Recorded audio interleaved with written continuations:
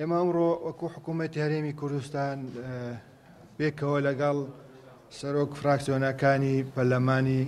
عێراق کۆبووینەوە دانیشتین باس لە کۆمەڵێ بابەت کران و خۆشبەختانە کۆبوونەوەیەکی زۆر باش بوو، ئیجابی بوو، بیرۆڕای هاوبەش هەبوون و تێگەشتێکی باش لەم چوارچێوەیەدا باس کرا و گەشتین بە چەند خاڵێکی گرنگ کە وەکو ئەوەی خوارەوەیە یەکەم بەردەوامکردنی هەماهەنگی لە نێوان حکوومەتی هەرێم و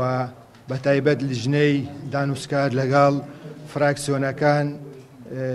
کوردستانی لە ئەنجومەن نوێنەرانی عێراق بۆ ئەوەی بتوانین بە یەک هەڵوێست و یەک پەیام ئەو کێشە و گرفتانەی کە لەگەڵ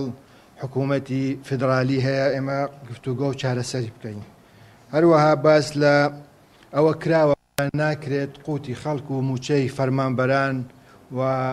مامۆستایان و هەموو موچەخۆرانی هەرێمی کوردستان ببێت بە کارتی فشاری سیاسی، ئەکرێ ئەو بابەتە جیا بکرێتەوە و حکوومەتی هەرێم لەگەڵ حکوومەتی فیدرالی باس لە بابەتەکانی تر بکرێن، بەڵام قوتی خەڵک ناکرێ بێ بە کارتی فشار و مزایدەی لەسەر بکرێ. هەروەها جەخت کرایەوە لەسەرەوەی کەەوە حکوومەتی هەرێمی کوردستان وابەستەی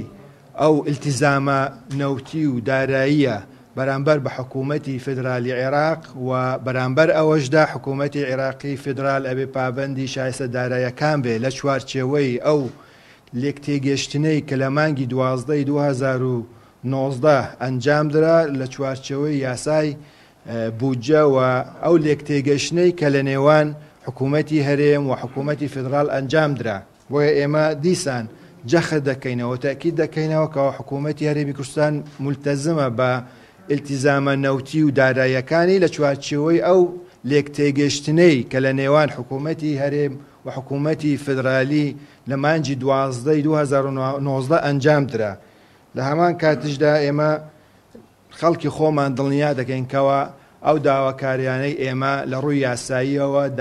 داواکاری یاسایین و بەپێی قانونی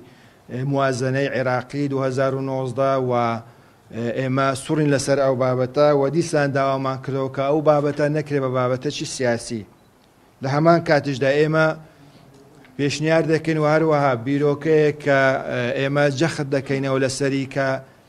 بە زووترین کات کە وەکو چارەسەرێکی بنەڕەتی بۆ ئەو کێشانەی لە نێوان حکوومەتی هەرێم و حکوومەتی فیدرالی عێراقەیە دەرکردنی